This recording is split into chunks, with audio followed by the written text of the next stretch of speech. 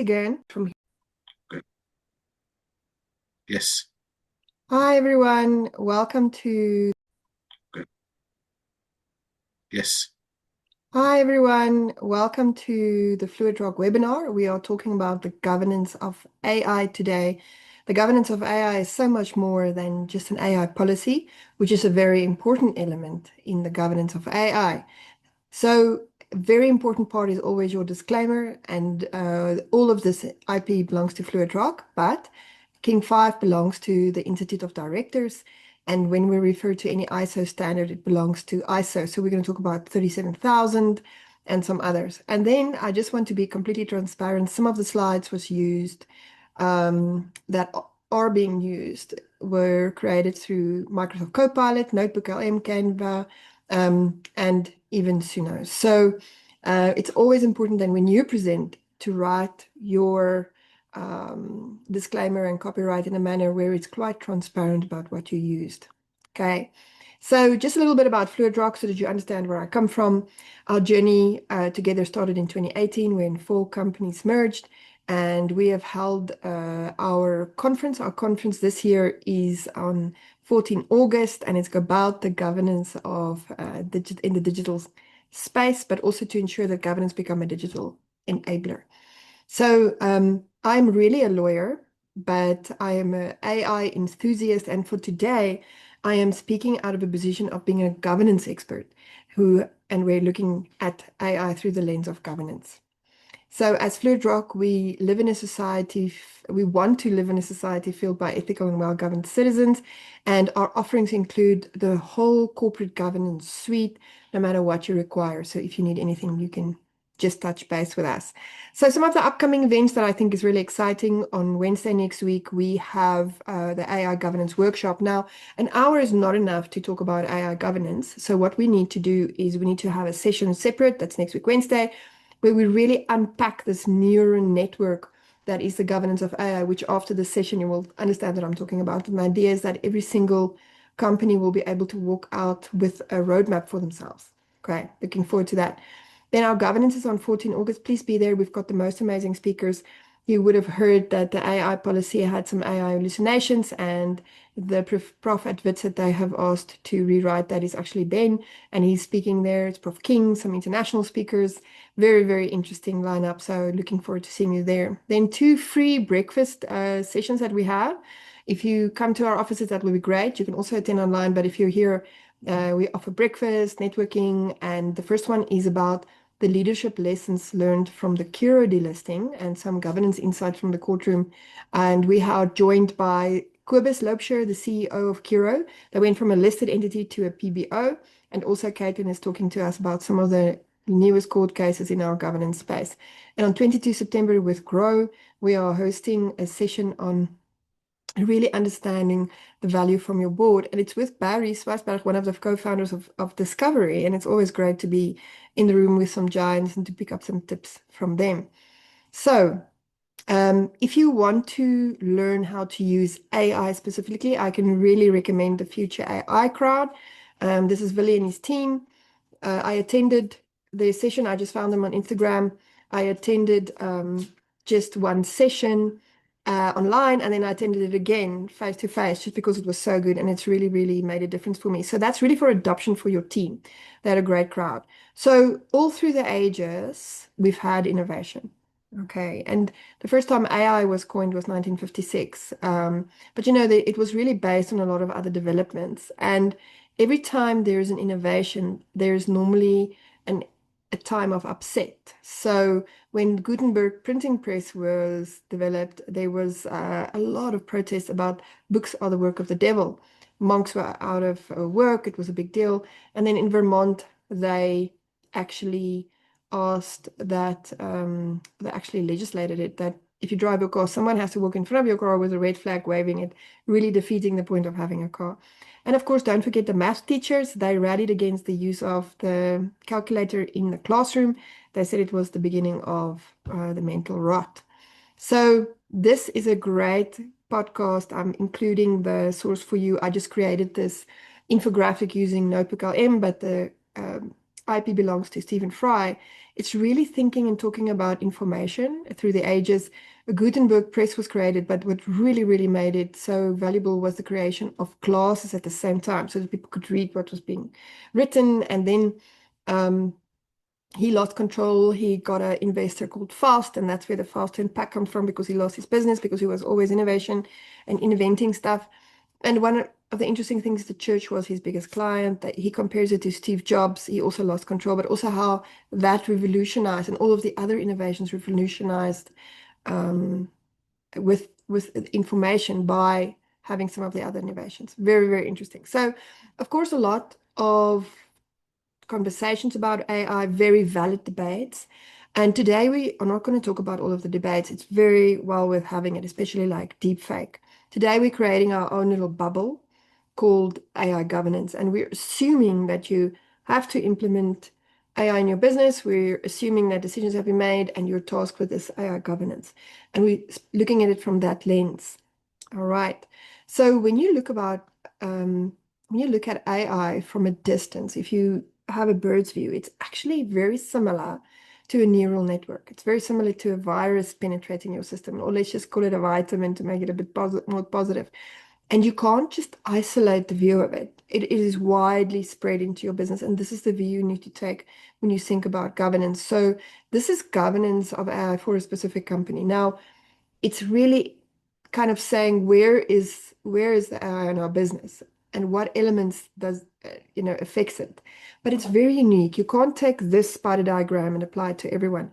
It's unique to your strategy, your values, your org structure, your capital that's being invested, your very unique legislative framework. Of course, there's some stuff that's applicable to everyone, the constitution, POPIA, your governance maturity, and most importantly, your people, because your people will determine how successful it is and how it's being used. Before that, we really have to go back to basics to understand what is corporate governance from here. Hey, so it seems like the recording just started. So what is the definition? It says the exercise of ethical and effective leadership by the governing body. I'm using the word board often just as a replacement, but it could be something else, trustee, anything where there's leadership at the top, towards the realization of the following governance outcomes for the organization within your economic, social, and environmental context. So we're going to look at ethical culture, performance and value creation, conformance and prudent control, and legitimacy. So whatever the board does or leadership does, this is what you want to end up with.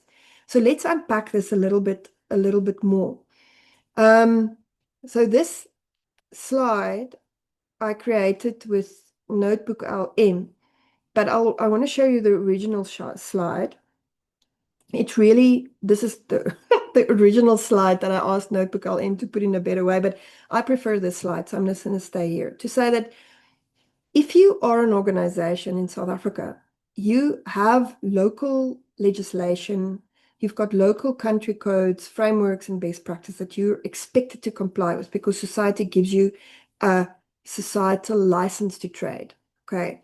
But because you live in Africa, there's African continental codes, there's frameworks, and there's best practices. And it's very interesting. I'll share with you the African Corporate Governance Code. And then there's international standards and codes that you might be expected to comply with because you might be operating there, or you might have investors from there, or you might have clients, and that could be your ISBSB codes, ISO codes, and best practices. So it really depends. So having this, I call this the zoomed out approach of governance, is very important. It's the same for AI.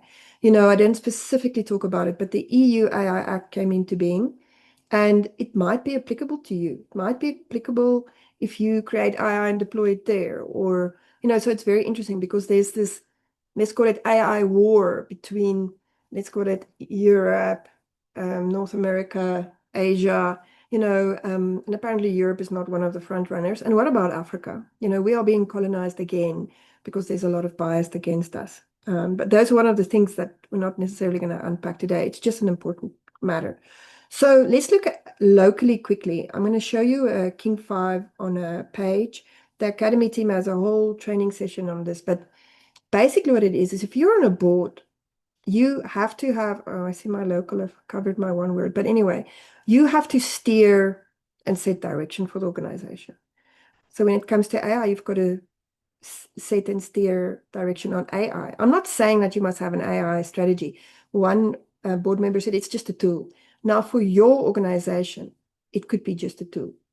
But for other organizations, it's a disruptor in the industry, or it can become their business model. So every organization really has to see how it affects them, but with eyes wide open. You have to set policy, you have to plan around it. Oversight and monitoring, of course, and this last one is accountability. And then what is the outcome? We've spoken about this just now, but these are the outcomes that we want to reach. We want to have an ethical culture. We want to perform. So governance includes performing, yes, financially, and in every other aspect as well. Value creation for, yes, financial, but also for employees, the environment, the stakeholders, the community, the six capitals. And then you have to conform compliance and have prudent controls in place, especially around AI, because it's so new and it's continually evolving and we don't necessarily understand it completely, and to make sure that we're a legitimate organization. Now, there are 13 principles in King 5, and inside the principles are, guidance on how to apply these principles. Now, principle 10 is the principle around IT in a broader sense.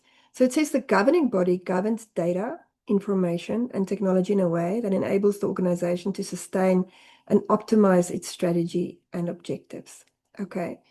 So this is the overarching and umbrella. We're unpacking this at our conference as well on, when is it, 14 August, with Muhammad. He's part of the King Committee. So very, very, very interesting. What is your duty? So as a director, you have, let's call it new duties. I don't think it's that new, but it's just because of the situation is changing, our environment's changing, the context is changing.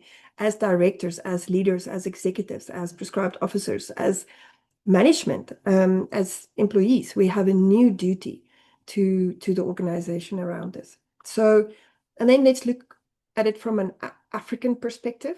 So the African perspective, there's an African governance code.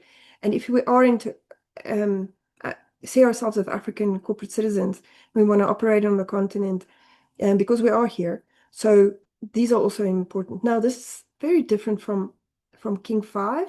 King 5 and ISO 37000, the international code, was very much written by the same people, a lot of South Africans who were on the committee. But this is a very different code. They talk about, I've just highlighted some of the principles here, but very much number 9, leverage network technologies, and 10, commitment to African integration. So it's also about trading with each other. There are so many amazing tech companies, AI companies in Africa. And if we start keeping the money inside our continent, it will benefit all of us. And there's some other interesting stuff. I can really, really advise you to read this. And then ISO is the governance standard. ISO 37000 is the governance standard. And all of these, when you think about your spider, your nervous system of your organization, you have to look at all of these through the lens of AI, strategy, oversight, accountability, value generation, all of this. And it's repeated in King 5. That's why if you're a South African organization and you're applying King 5, applying the others are not, it's not so far off. It does have a different angle and lens. ISO specifically goes into delegation in a very different way. Also about the governing body composition, they have a slightly different angle. So, but I'm just throwing some concepts of you so you can start understanding how big the governance of AI is. I wanted to share this with you. This is an ISO standard it's called ISO 42001. So you can buy it locally, but it's the Information Technology Artificial Intelligence Management System. So this is not AI governance or the governance of AI, but if you are tasked with having to implement AI in your business or oversee it or look at the risk or anything like that, then buying this standard is very useful. So I just put it into Notebook LM. It's not my IP. It belongs to ISO. But this is what it spits out for you. And it's very, very interesting, the areas that it tackles. It is, thinking about the context, the roles, management. It talks about, and this is where your management system comes in, about planning, action control, operation support, continual improvement.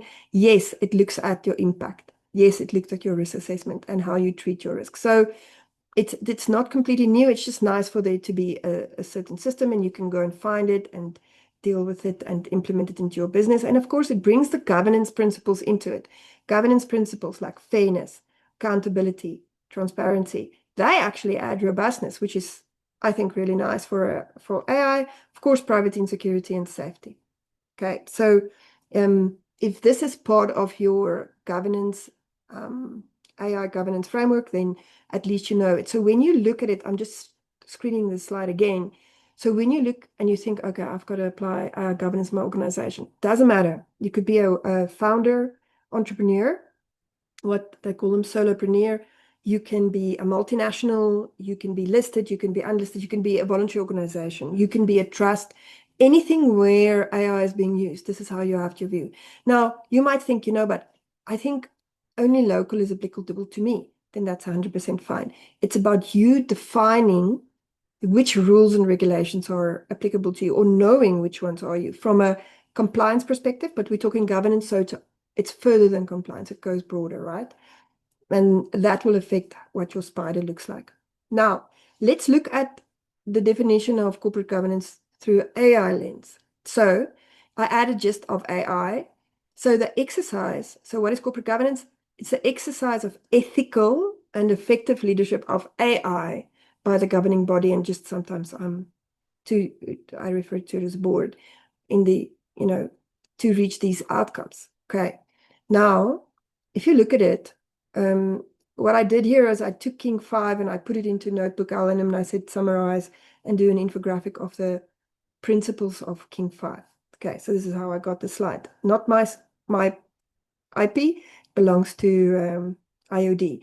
So what happened with governance thinking in South Africa, and sometimes even the world, but let's just have a South African view for today. So if we had a vision or a philosophy to say, listen, when we run a company, we have to give the shareholders value. That changed to say, no, not just the shareholders, stakeholders, and shareholders are an important stakeholder. We need to understand that. And now we have in King 5, the philosophy behind it, it's systems value. To say that when we govern an organization, we need to understand that we're in a system, and that the system value has to be created for the whole system. So if we think about AI now in the organization, how do we create value for the system?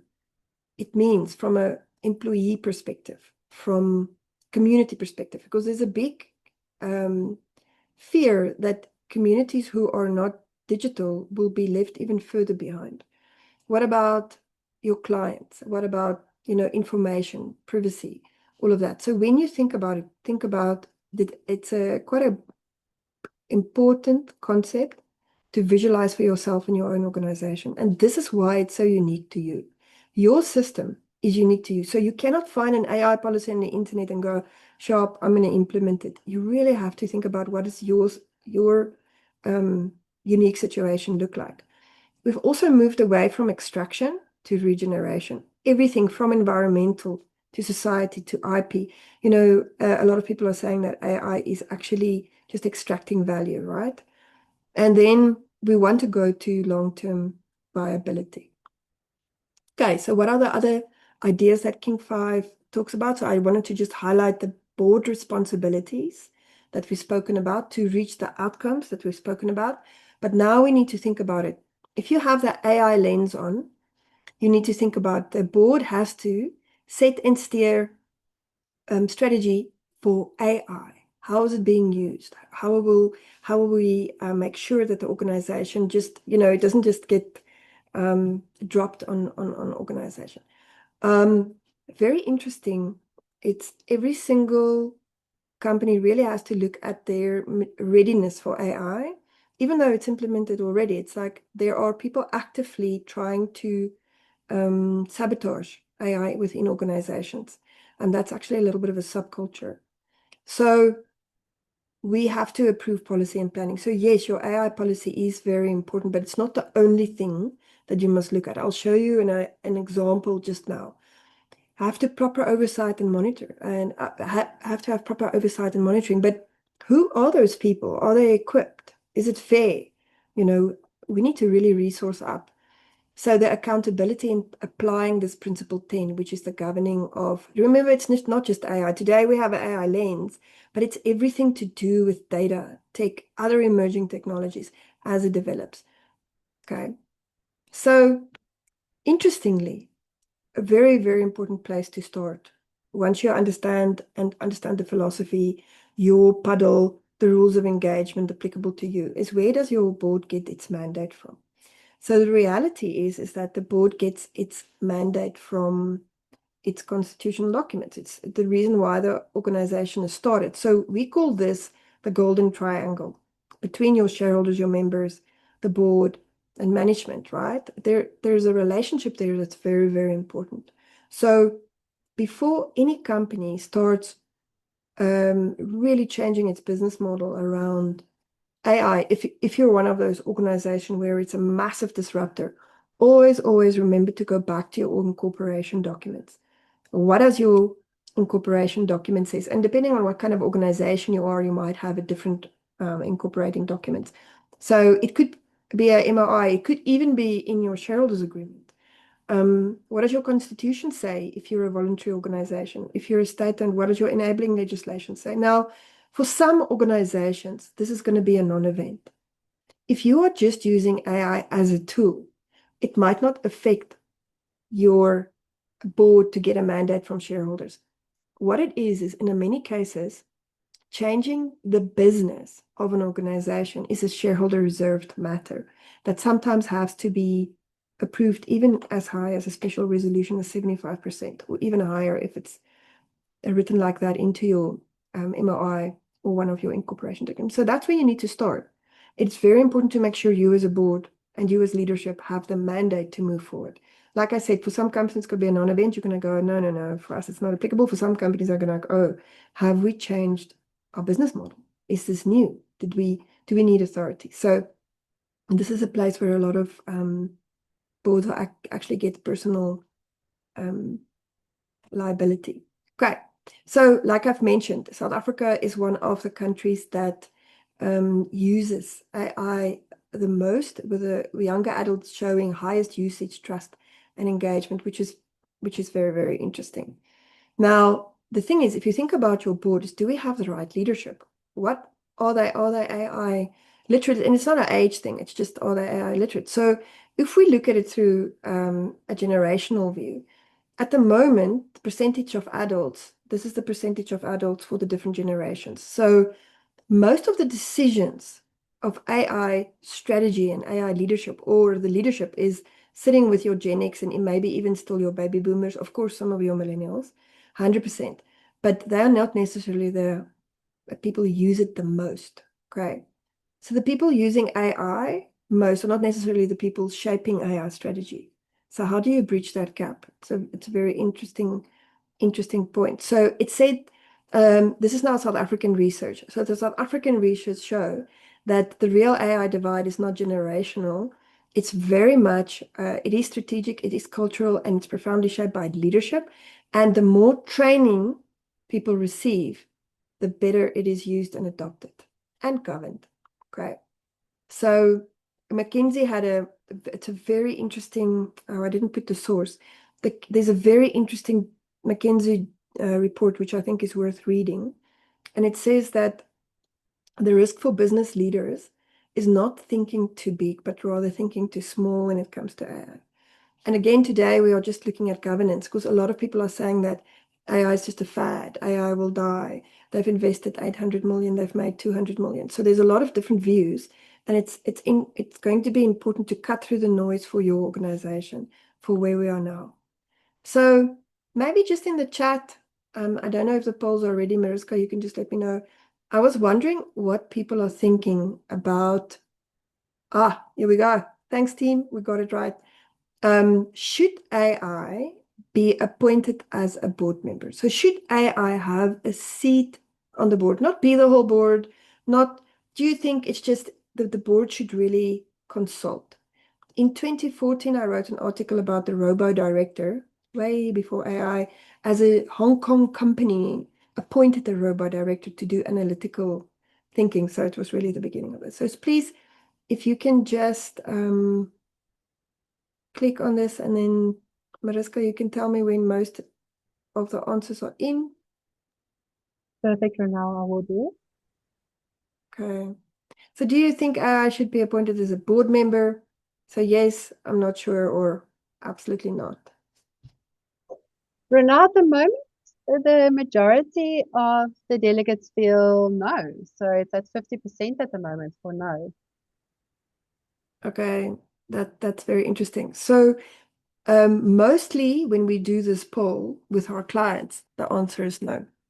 And I wish we could explore this a bit more on why, but I think a lot of people are saying we should have humans first. Humans should be making the decisions.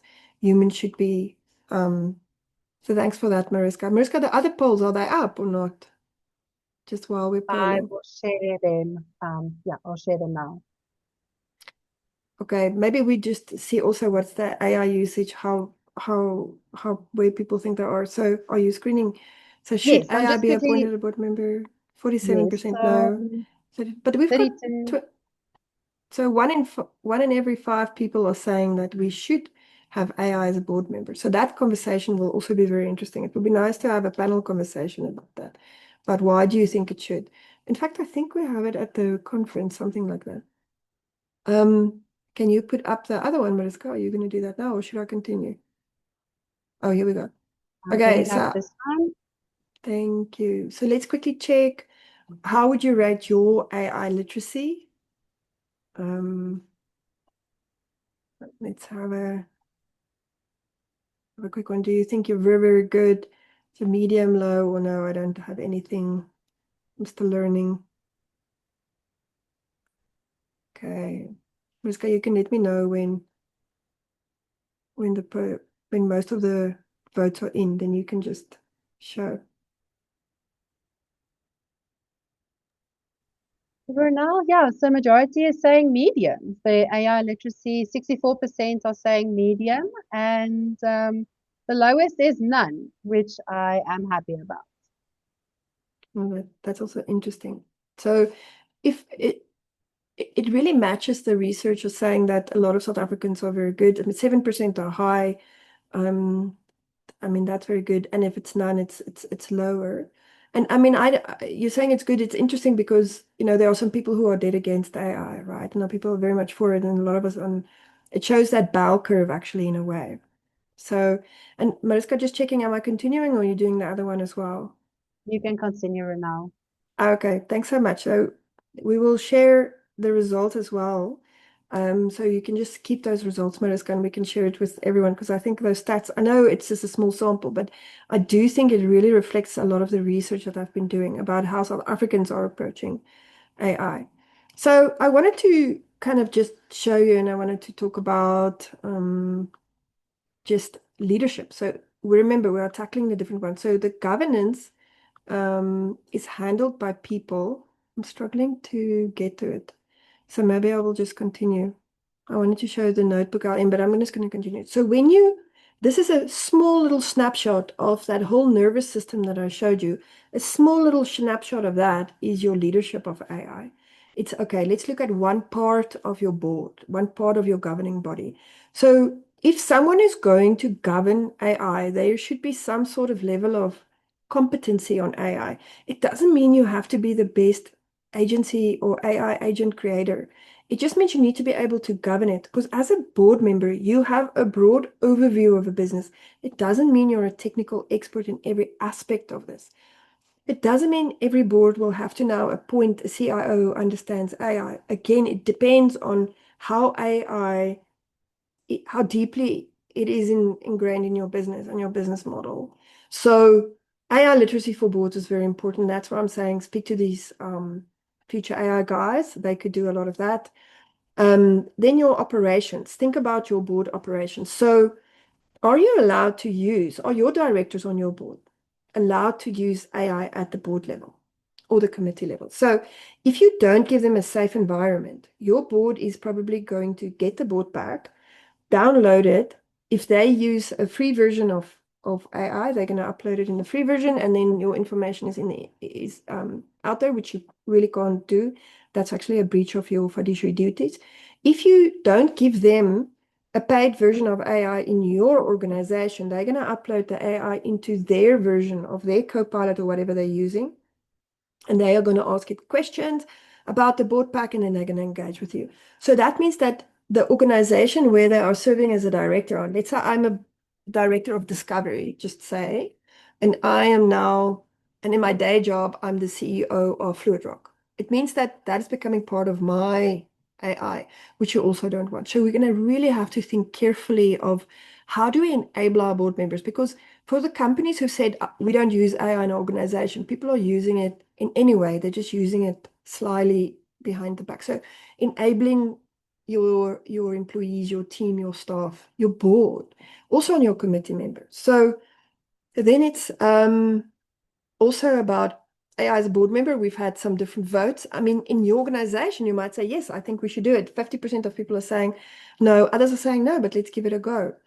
Then also, where does AI sit as an item in your board and committee structure? Let's say if you're a single director, just remember you have a board, you are the board, and you have to really also think about how to execute your fiduciary duties. If you have only a board and no committees, remember the board will then take ownership of AI as well for ownership, for oversight. And if you are a company where you have a board and some committees, you might be thinking, where do I put it? Do I put it in audit and risk? Because normally the IT steerco reports to audit and risk, which I find strange, by the way. Or do I put it, what about the ethics of it? Do I put it under social ethics? But what about, how do we make sure that we commercialize this? That maybe it's an investment. Maybe how much is it costing? Where do I put it? So what I really enjoy about governance is that governance is actually quite creative and flexible. Remember, everything in life starts with your purpose of your organization, your strategy, your value system. And when you think about your board and committee structure, it's not set in stone. You don't have to force it into one of these committees.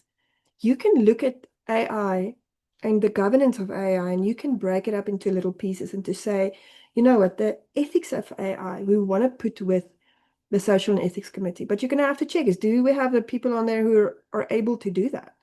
Or do we want a separate committee? Or do we want to have an operational committee that reports into some committee? Or are we going to chop it up or keep it together? Or are we going to have a separate committee for a little while until the AI storm is passed? You actually have a lot of flexibility.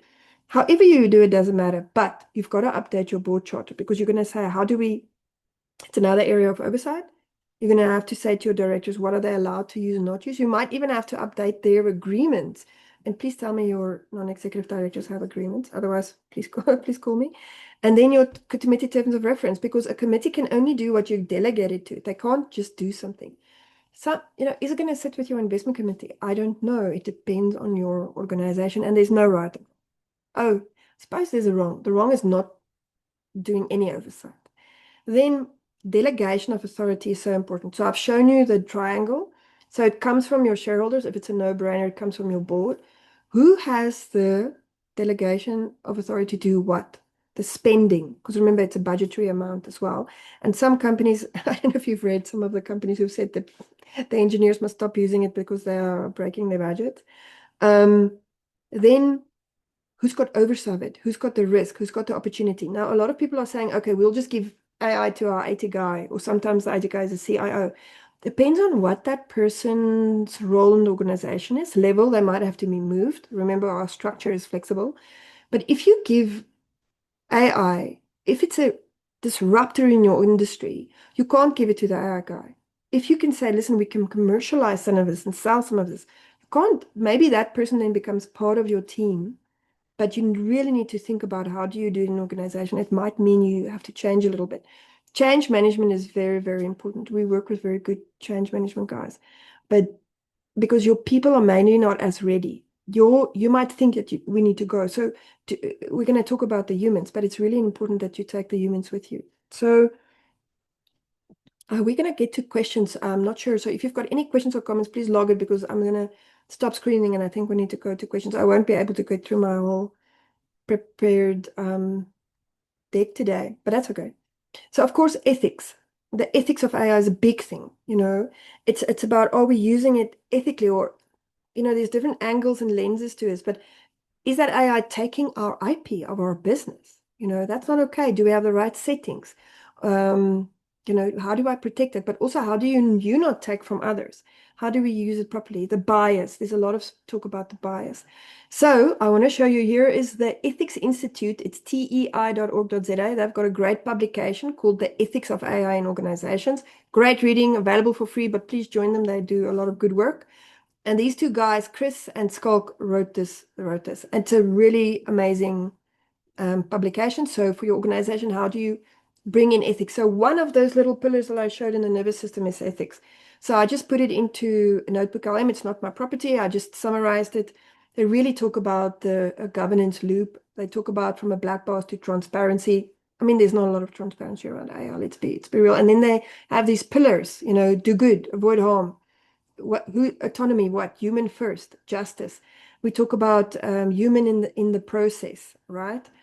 And some people have said to me, I work with some people, they shouldn't be in charge, but that's just a joke. And then provide accessible human resource and capital. So that's there. So it's a really, really good read, but and this infographic doesn't do it justice. Okay. So the ethics of it, it's a whole massive day topic on its own. So but I'm going to leave it to you to explore. Then there's effective leadership of AI. Now, effective in governance definition means you set objectives that you do reach. So that you can't be an ethical and effective board if you didn't reach the objectives that you set for yourself. So this really comes in with the performance and value creation around AI. What does it mean in your organization? Will you get the benefit? Is there the cost benefit? There's a lot of talk and podcasts about some companies are reporting that they've had zero benefit of AI, so many failed strategies, so many failed AI project implementations. I think a lot of time it's just because it wasn't done properly with proper consultation and change management, or just asking the team. So there's a massive investment. People are saying that's going to go up. So a lot of your capital flow is there. So there has to be oversight to make sure that your capital is done right. So it says there's this article, I just flashing it for you. It says the generative AI might end up being worthless, and that could be a good thing. So it's a good read. But I mean, it's basically saying that the AI creators have spent 800 billion and they've made 200 billion so far. So I mean, the numbers doesn't stack up. And then why do most strategies fail? Why do most strategies fail? It's important to understand this so that you understand why is the strategy and the rollout in your organization good. Now, the reality is most companies don't have an AI strategy. Most companies don't have an AI policy. And we're guilty as well. We've drafted it, we've crafted it, we've revised it so many times. You have to create an AI strategy. And I think with more information now, we're more able to. Without a strategy, people are going to start doing things in organization, and you need to bring it back to say, how does this lead in to your organization reaching your strategic objectives? Okay. Moving on, again, that's another topic on its own for a whole day. Conformance and prudent control, your compliance. Your compliance is so important. Now, where do you start in South Africa with compliance? You start with the Constitution. Okay, there's a lot of acts applicable to this. You probably have heard that South Africa have released a AI policy, and then it was found to contain AI hallucinations, and that is AI gibberish. They've pulled it back, and the guy that they've given it to, Ben, who's a prophet Wits, he's going to be speaking at our conference, and they've given it to him to draft, apparently. So what are the things that we want to look at? I mean, there are a lot of clauses in the Constitution that's applicable, but I've just taken out a few. So freedom of speech, right? Now, right to bear arms. Now, this for me was a bit scary, but how does I mean, you've heard about how much it's being used in all the wars going on. The right to privacy. I have a right to privacy. I have a right to due process, justice. Who's going to be checking things? There's a whole, if you go deeper into this, there's a lot of writing on this. The freedom of assembly, civil liberties, a lot of this. So all I'm saying is, guys, just do not forget about the Constitution when you talk about your compliance universe when it comes to AI. So at a point, we will get law. By the way, I wanted to show you, this was my original slide, and this is what AI did with it. I think it's a bit of an improvement. So I'm just saying. And then if you delve into it a bit deeper, you can go deeper into the Constitution. But for example, one of the big issues is algorithmic bias in hiring, in credit, in policing, because there's already so many bias, especially I would say I'm going to make it international about Africa. Imagine just within South Africa with all our complexities. So it's very interesting. So freedom of speech, miss the AI content moderation. They say there's more AI on social media than normal people, usually, just humans. So all of that. By the way, this was my original slide, and this is what it came up as.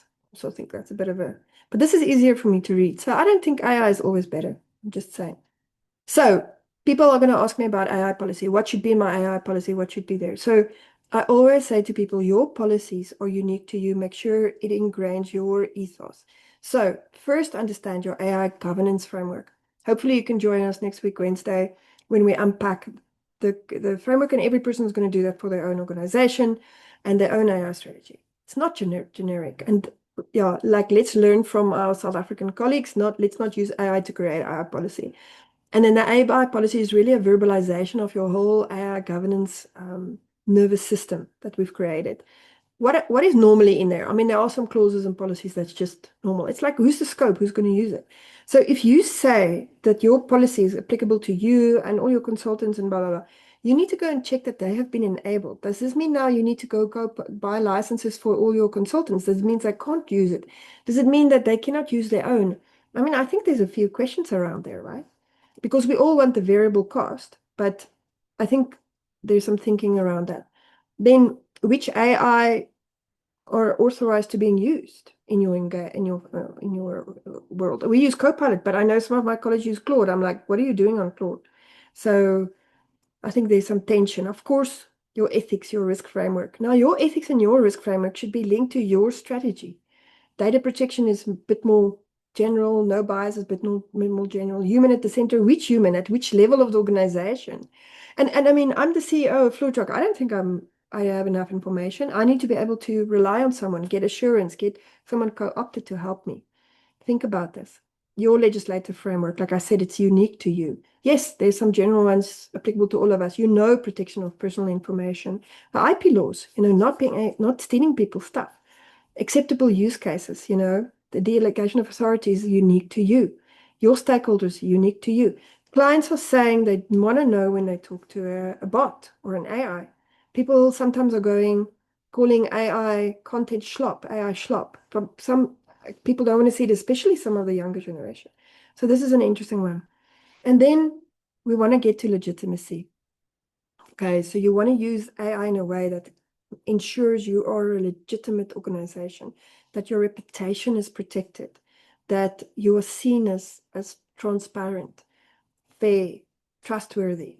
Okay, so when we talk about the the governance of AI, then you can see there's not a quick answer. It's not a general answer. You've got to view it as a system, which it is, which in fact King 5 actually reiterates. You must understand the governance frameworks that are applicable to you. And remember, every single governance framework is to be applied on a proportional basis. You can't say King 5 is not applicable to me, I'm too small. Small companies fail because they don't implement good governance. The governance that you can apply can match your maturity. That's why it's not supposed to be this monolith that you add on years later. Map your governance, understand it, understand the effects, speak to your team, collaborate, include people. And then you create the plan, you prioritize, and then you craft the roadmap. So hopefully I'm hoping that next week, Wednesday, the people who walk out of their work, walk out with their roadmap. That's where we're trying to get to. Okay, so I want to go to questions, but I want to stop screening. So I'm just quickly going. Guys, our academy has got great courses on a lot of stuff. I'm going to send the slide. Please go through this. They've got a lot of stuff coming up. This is a brilliant team today. Thanks so much, guys. And then, like I said, I've screened this. So just to stop sharing, I think let's open the lines, or how do we let's go to the chats and see what people are saying. So, oh, so, some people also saying my slides, the one slide is better than the other slide. So I think a lot of times as humans, we just do things better than AI. There's a question here from, is it Marty Marie from Pretoria? It says, do you think companies will eventually need a dedicated AI governance committee, or can AI be managed through existing board committees such as audit and risk? So this is such a good question. So this is my personal opinion, and this is a very general opinion, because you're going to have to, in your organization, it might not fit. I don't think audit and risk committees are equipped for this. And what we do is, in our audit and risk committees, we put people who are risk averse, which is also good. They're going to look at the risk of something, but risk is actually twofold. It's upside risk, opportunity, and downside risk. Now, in a risk committee, I haven't ever heard of us talking about upside risk. So I think maybe there's a world where there's an ad hoc committee, an ad hoc AI governance committee, until it becomes part of the DNA of the business, and then you can reposition it. So I would actually be a strong supporter of a dedicated committee for a while, and I wouldn't make it a subcommittee of the audit committee. Um, I think, yes, the risks has to be reported there, and the ethics has to be reported into the social and ethics committee. Um, but I would be a strong, it's just much, even today, I mean, it's an hour, we spent almost an hour, and I haven't even touched the tip of the iceberg. So definitely. Then there's Pamela saying, have you started thinking about the use and reliance on AI by the board in making decisions for the company and the business judgment rule as per the Companies Act? Sure, Pamela, good question. Let's just quickly tell everyone, what is the business judgment rule? The business judgment rule is saying, you know what, sure, to be a director, you have a lot of risk, but you have a shield. We call the business judgment rule the shield of a director. So if you do these three things, you create your shield. It's you declare your interests, you become properly informed, and the decision that you made was a reasonable decision. It's someone that would have made that decision in your position, and a court will never judge you for taking business risk that has been assessed. Okay. That sometimes happens, if you open a restaurant just before COVID, you couldn't have known. So this is a very interesting question. So Prof. King actually at our last year's conference said something interesting to me. Now remember, he's 88 years old, right? He said board members who did not use AI is also at risk of someone saying to them that they didn't use all the resources available to them. So I think all of us have used AI, or a lot of us have used AI, and then we found something and it's AI hallucination, and we're like, this is not good. So also how you use AI, what AI, what is it based on? What data is it being based on? So I think we definitely have to think about this in our AI governance. At what level do we rely? Because at the moment, a lot of board members ask questions which is AI generated, or even the board papers are AI generated. So surely, even the board papers that we receive, there must be a declaration. How was this created?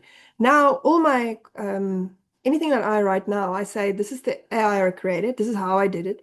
So some of the stuff is absolutely my IP because I created it. I own it. I just structured it.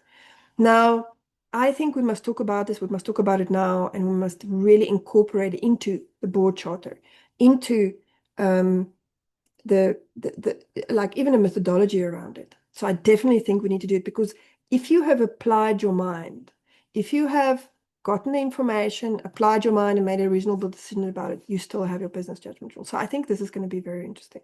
So thank you for that question. There's a question, where does a governing body get its mandate? It is like, oh, is it a question by me? So we're gonna, yeah, it's very much, remember, the board does what the organization has as its purpose. Some companies are very open and free. Some companies are very, very specific. So, okay, so there was just, are there any other, I don't know if people are able to, oh, Yonita saying it's her birthday. Happy birthday. And we're going to share the recording, of course. We started a little bit late, but it's okay. And then we'll share the slides. So we have 5 minutes. I'm not sure if there's any other comments, any other questions. Constitution of an entity. Oh, I see. On this, we can just check. Mariska, I'm just checking from your side. I'm not sure if I'm seeing all the questions and comments. Brunel, those were all the questions at the moment. Okay, If so anyone else still has a question, they're more than welcome to put it in the chat. to put it in. Okay, then we can wrap. So I want to say to everyone, guys, thanks so much. I don't think the governance of AI, just to let you know how, I don't know if I've said this, but we created it based on it's a South African governance framework for AI. It is locally grown. It is applicable to us in our environment. I don't think, and I checked it against international governance, and I just think that what we have in South Africa and what we've just put it together, right, is so far superior from what's out there. So I would really be careful to not just AI it, because what I got was really poor. And even the AI that has access to everything I've ever done or written was very poor. So I do think it's about really applying yourself and really, really doing the right thing and seeing it where it is. So, guys, thanks so much. I'm going to end it for today. However, hopefully you have a brilliant Friday and the rest of the weekend. Thanks so much. Thanks, everyone. Ciao.